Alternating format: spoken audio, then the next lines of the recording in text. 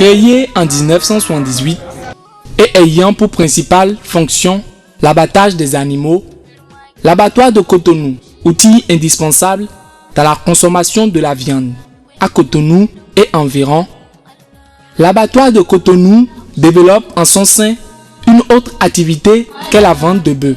Désormais subdivisé en deux grands secteurs, à savoir le secteur boucherie et celui de la vente de bœufs, l'abattoir de Cotonou, à travers ses différentes prestations, apparaît comme un atout économique pour le développement du Bénin. Le parc à bétail qui s'insère dans le secteur de la vente de bœufs fera l'objet de notre étude. En matière de bœufs, l'abattoir de Cotonou est fourni par le Nord Bénin avec ses différents villes et villages comme Banikwara, Kandi, Malanville, Djougou, Latitengu et Tanguieta.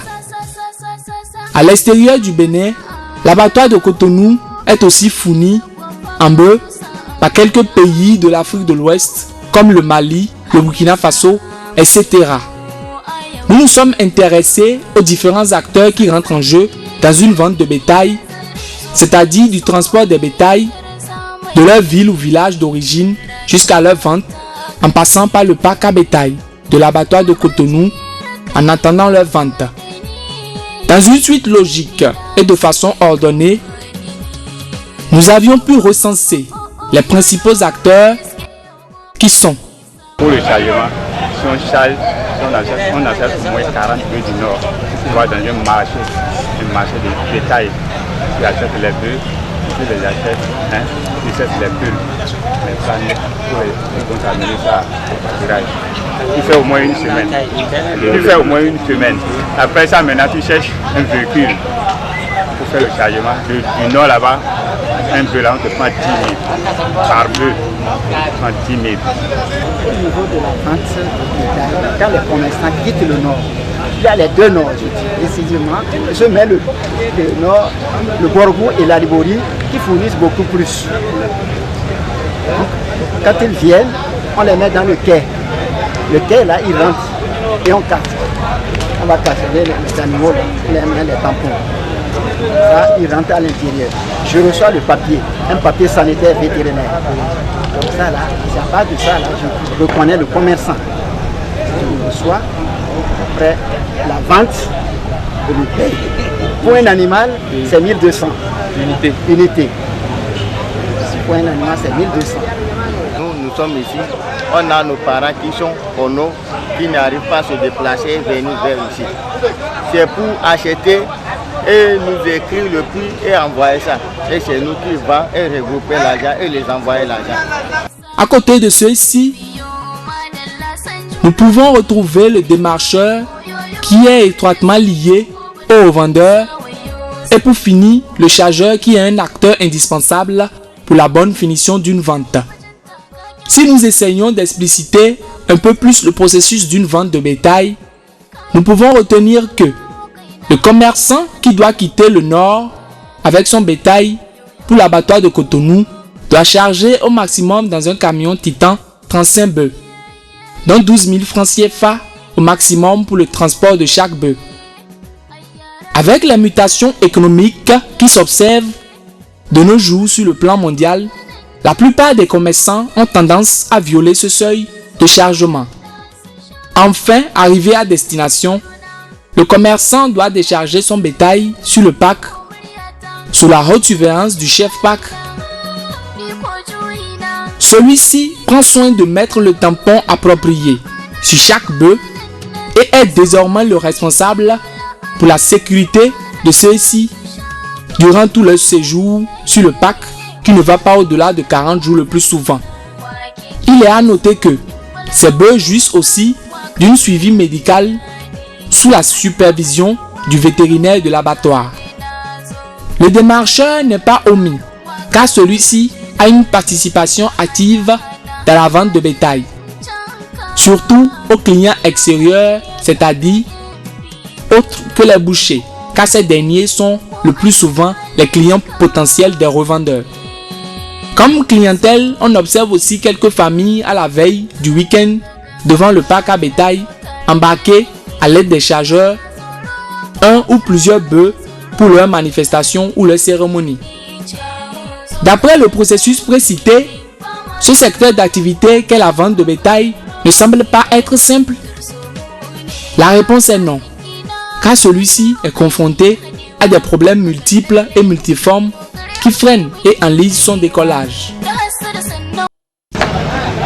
Avec les tracasseries de la route, par exemple, tu viens à la douane, ils vont te prendre de l'argent. Les douaniers vont te prendre de l'argent. Les routiers, surtout les policiers, si tu viens à Calavi, on dirait que même c'est de là que tu as pris.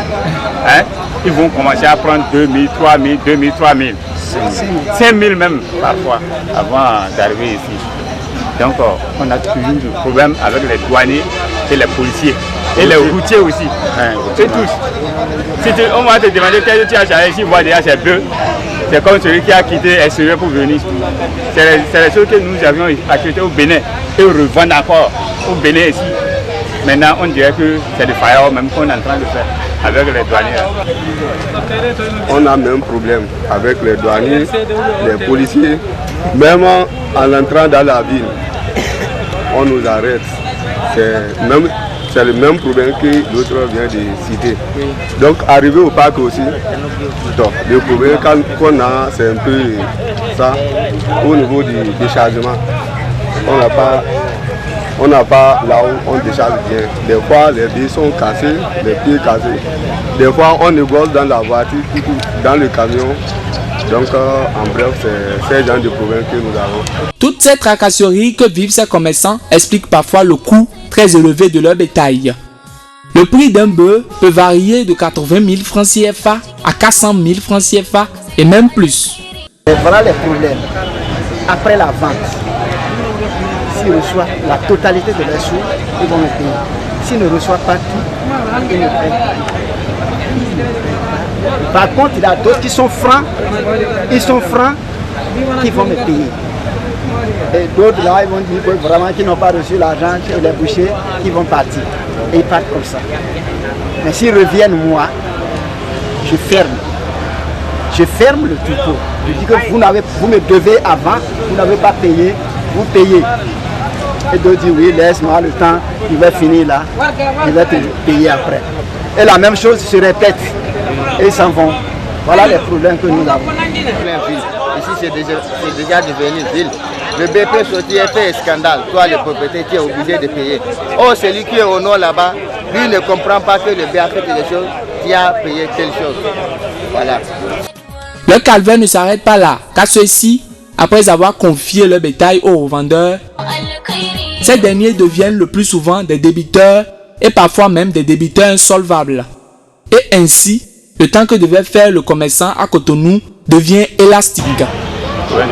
Maintenant, toi, tu vas acheter, tu vas aller payer ça là-bas, cash. Arrivé ici, tu vends ça crédit. Parce qu'on est venu trouver ça crédit.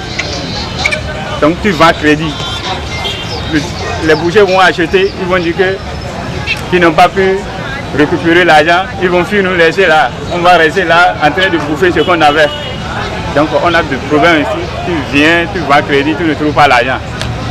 Donc c'est le problème du pack là. Et après ça, maintenant, par bœuf là, ils vont te prendre l'argent ici.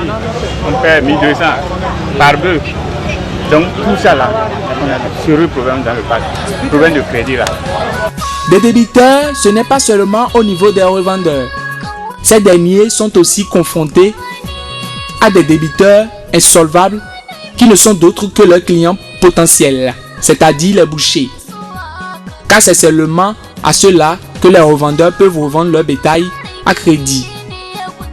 Parce qu'ils sont soi-disant de la même maison. Le gros problème auquel est confronté ce secteur d'activité se situe dans la saison sèche, où le bétail devient rare, où il n'y a plus de commerçants qui atterrissent sur le parc, qui est souvent presque vierge dans cette période. Alors, tous les acteurs de ce secteur se lancent à la recherche du bétail comme une aiguille enfouie dans le sol, en espérant voir les mois prochains du bétail qui foisonne à nouveau sur le parc. Loin des critiques portées à l'abattoir de Cotonou sur le problème de la pollution et les jérémiades des populations vivant autour de l'abattoir de Cotonou, qui, optèrent pour la délocalisation de ce dernier vers une zone reculée. Envers et contre tous, l'abattoir de Cotonou reste un atout économique pour le développement du Bénin. Il urge que ce dernier élabore une véritable politique pour fluidifier ce secteur qu'est la vente de bétail. Ainsi donc, pérenniser le rôle des différents acteurs qui y interviennent. Des solutions, l'abattoir de Cotonou doit en trouver pour atomiser ce problème de débiteurs qui freine le décollage de cette activité qu'est la vente de bétail.